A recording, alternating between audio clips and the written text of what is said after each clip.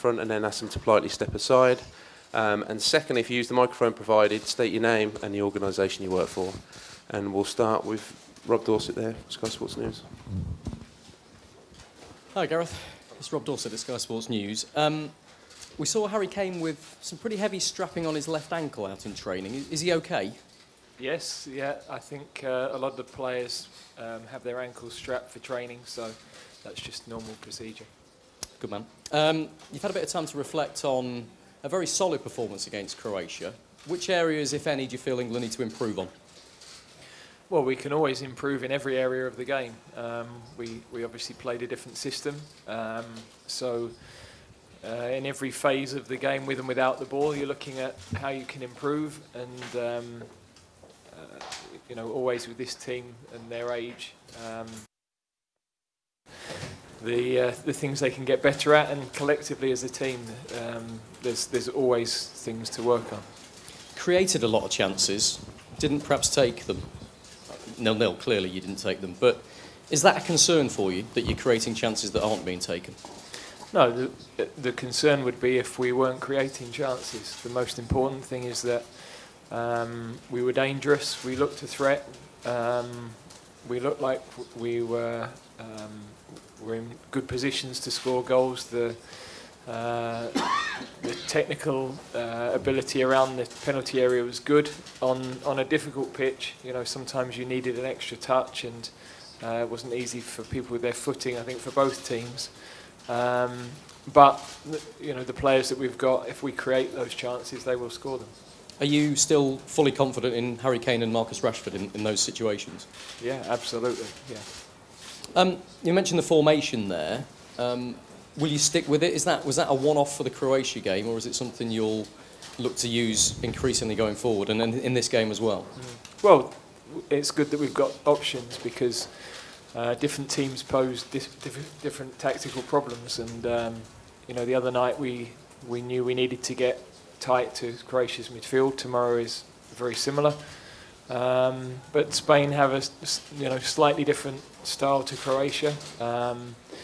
We know their technical ability, but we've also got to cause them problems with the ball. We can't come here and just defend for 90 minutes. We've got to, at Wembley, by the end of the game, we'd got more comfortable with their style of play, and in the last 30 minutes we were the dominant team. But we've got to do that earlier in the game, be brave enough to use the ball well, and cause them problems, because we know that the ability that they have.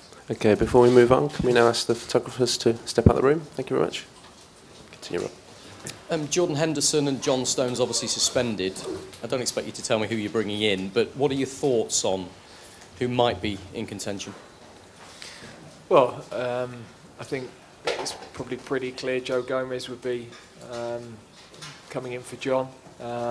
He's in really good form with his club, and his matches for us against Spain, against Brazil, have been really polished performances. He's of course a young defender, but he's a very good defender, good athleticism, uses the ball well. So you know, I'm looking forward to seeing him in this game. It's another opportunity for us to look at a couple of younger players, and you know, we're slowly building a squad of players who are comfortable playing at the highest level. Midfield? Midfield will have to be without Jordan Henderson, yeah. Good man. Jordan, good to see you.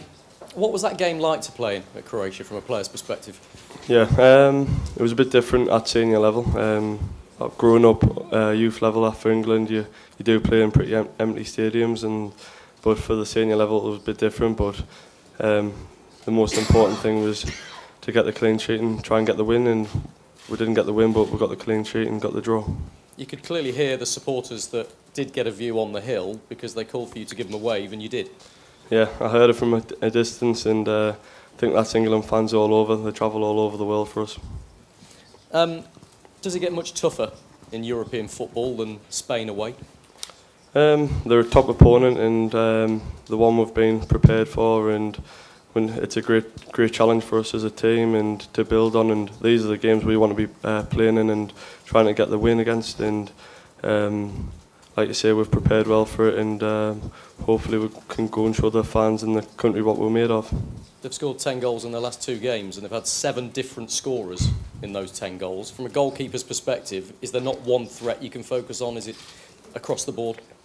Yeah, as you've said, they're a top side, and like I say, I'll have to be on my A game and hopefully keep a clean sheet for the team. And as long as if we can try and cut that out, we've got the ability up top to go and score goals as well. But we've got to be wary of that. But we're well prepared for it.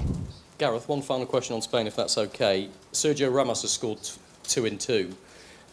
It seems they have a real fluidity in the way they're playing. Is that particularly difficult to counter? Yeah, well, I think their style is a little bit different. You know, they've got a new coach who is a top coach, and you can see the difference he's tried to make to the team. They're a little bit more direct. They have more players with speed in the front three. With Sol Niguez, they have a midfield player who gets in the box a lot more as well. So, although the style and the philosophy is very similar, it's tactically a little bit different, and as I say, in that final third, a bit more of a direct threat where, you know, in the summer they had wide players who used to come off the line and connect the game. So we've got to be prepared for that. It's as difficult a test as you can have in European football at the moment, if not world football. But we're ready. We have seen enough of Spain. As I said, at Wembley, early in the game, I thought we were a little bit slow to get started. And as the game wore on, we adapted to their pressure and used the ball a lot better. And we've got to make sure we do that throughout the 90 minutes tomorrow. Paul. Gareth, Harry Winks has played very well against Real Madrid and Barcelona in consecutive seasons now. Sometimes you see him quite deep in that midfield position. Other times you see him playing in a more advanced role, almost in a kind of number 10 situation. What do you think his natural position is, and what are his attributes? Well, I think he can play as a deep lying pivot or as a number 8, and he's very good at connecting the game. He sees good pictures. His technique is solid. He's less of a final third player, more of a builder of the game, but technically good footballer, and one who's composed, and as you say, has faced top opposition in the 2 teams you've mentioned already, so he has some experience of big matches. We were really pleased the England game he played for us. Okay, you can say it was only Lithuania, but sometimes playing for England is as much about can you handle wearing the shirt and can you handle the everything that goes with that, as much as it is the opponent. Tomorrow you've got both, because we've got a top opponent and you've got to handle playing for England. But all of the young players that are in the squad are capable of doing that. Gareth, I read you talk about the change of formation, and it sounded like you were saying we weren't confident enough to be this 4-3-3 perhaps, but now you're talking about it gives you different options. So can you explain a bit more about why you've moved on from that and details of it? Yeah, in the summer, or leading into the summer, probably a year before the finals, we looked at the players we had, the experiences they had, the way that we wanted to build from the back, and we felt that the 3 gave us a little bit more licence. We knew we would make mistakes in doing that, and the 3 gave us a little bit more of an insurance against those mistakes. It also allowed us to get a different profile of midfield players into the team with some solidity in defence. So we felt that was the best way to go for the tournament, and then after that you look to evolve, and I've got to look at not only the players we have now, but the young players we have coming through our system and the tactical system that suits them the best. And we have some very promising number 8s and very promising wide players in particular. So to play a 4-2-3-1 or a 4-3-3 is a good option for us moving forward. Go back to Harley, Kate. Hi Gareth. There's been a lot of talk and debate about tiredness post World Cup, and I'm not talking about Harry Kane here, but just generally, do you feel that some of your players have started the season a bit more slowly at club level. Is it going to take more time than usual to get up to speed because of the truncated summer and late pre-season, etc.? I think it's psychological freshness rather than physical, because I think everybody adapts their training load appropriately. But I think when you see the league, there's probably a lot of teams in the league that haven't started yet at the level that they would be at their maximum, and lots of injuries across certainly our league. I don't know about the rest of Europe. So it's a balance. I don't really understand why our league started so early, but they did, and so the really difficult situation for all the clubs, because some of them couldn't have fielded a team without. If you look at Tottenham, they had so many players in the semi-finals of the World Cup. They had to put their players straight into matches on the back of very little pre-season. So it was an impossible situation for the coaches, really.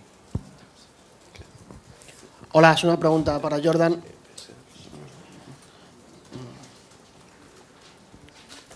Te quería preguntar tu opinión sobre David De Gea y qué crees que le pudo pasar en el Mundial para que no fuera el portero que vemos habitualmente con el United.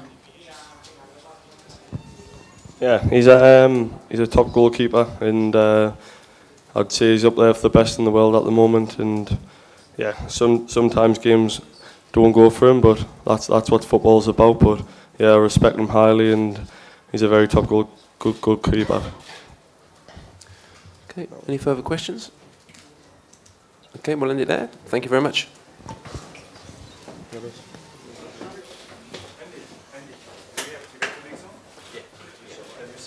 we'll stay at the back there. We'll wait here. Yeah. It's because it's downstairs, that's why I'm asking. That's fine, yeah, mix zone. Downstairs? Yeah. So can you say to the English?